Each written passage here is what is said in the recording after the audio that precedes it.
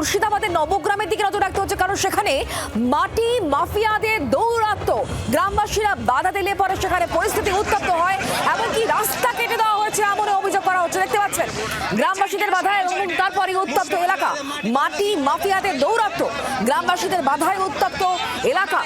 নবগ্রামের বাগমারা এলাকার ঘটনাটি, রাস্তা কেটে ফেলার চেষ্টা করা হয় এই অভিযোগও করছেন স্থানীয় মানুষজন। একেবারে তুল কালাম কাণ্ড, মাটি মাফিয়াদের দৌরাত্ম্যে মুর্শিদাবাদের নবগ্রাম উত্তপ্ত। গ্রামবাসীরা বাধা দেন আর তখনই কিন্তু রাস্তা কেটে ফেলার চেষ্টা করা হয়, সেই ছবি দেখতে পাচ্ছেন এই মুহূর্তে।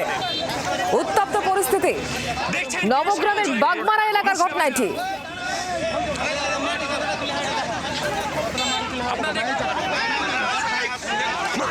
কথা বলবো সময় দিয়ে মুহূর্তে আমাদের সঙ্গে রয়েছেন আমাদের প্রতিনিধি টেলিফোন লাইনে। সময়, কি চলছিল, কি হয়েছে?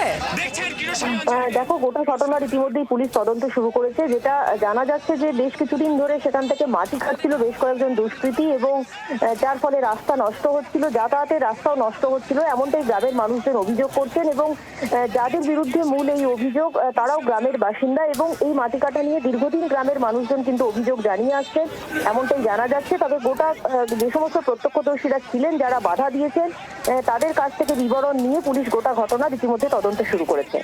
এভাবে রাস্তা কাটা হচ্ছে, মাটি কেটে নিয়ে চলে যাচ্ছে, পুলিশের নজরে পড়েনি, স্থানীয় মানুষজনকে আসতে হচ্ছে বাধা দেওয়ার জন্য।